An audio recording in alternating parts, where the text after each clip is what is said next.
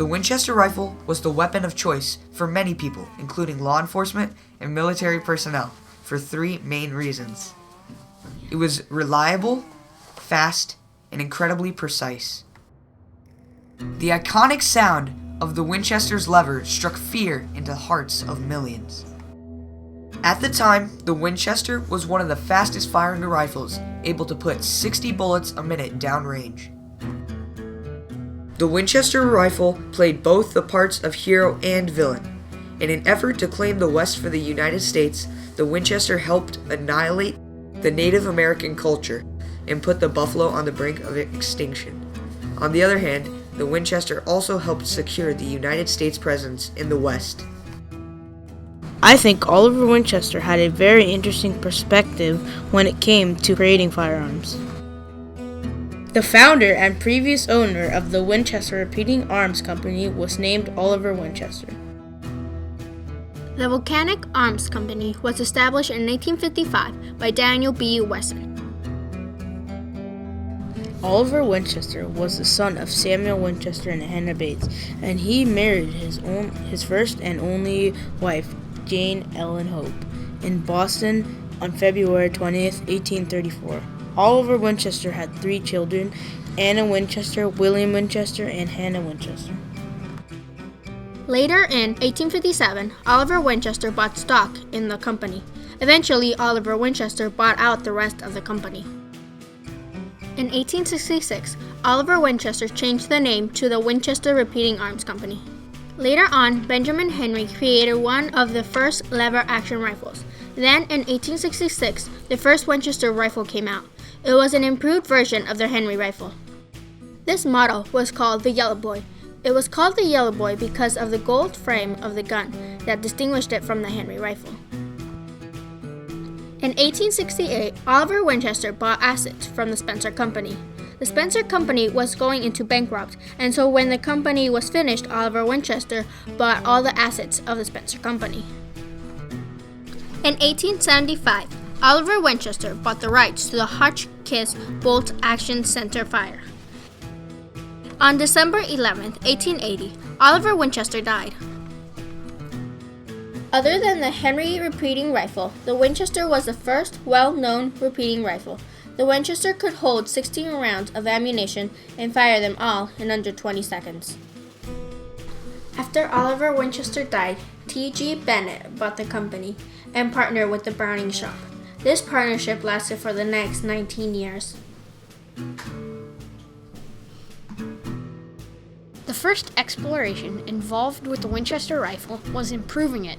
Oliver Winchester worked with his engineers to improve the original Volcanic Arms Company design for the rifle.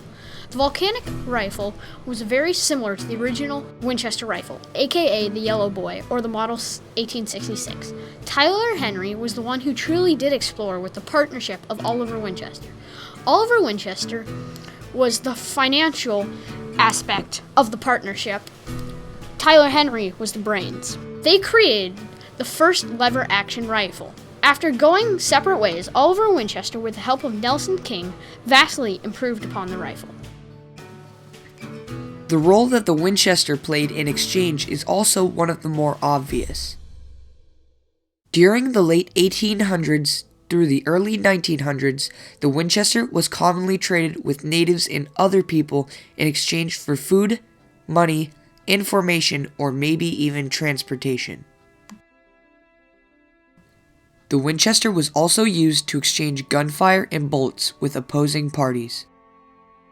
The role that the Winchester played on American history was that it was an American icon signifying that Americans can conquer and take anything if they set their minds to it.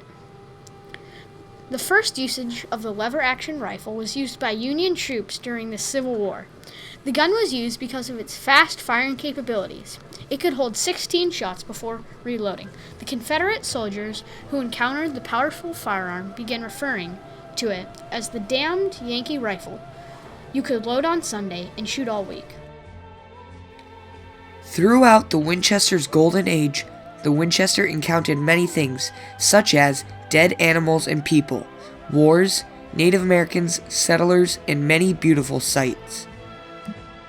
The Wild West between the 1800s and 1892 was a very unlawful place, and in order to survive, you carried a gun.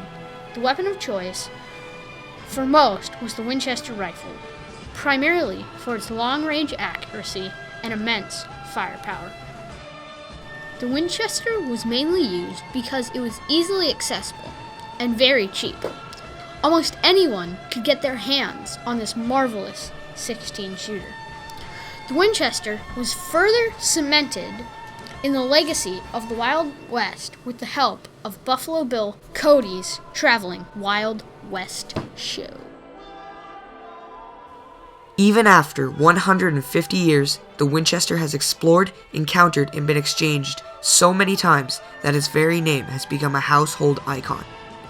Although the Winchester did play a major part in the obliteration of the Native Americans and the buffalo, the Winchester did secure the United States presence in the West.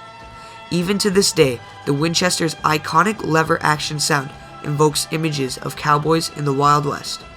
For 150 more years, and until the end of time, the Winchester has secured itself as a world-renowned legend.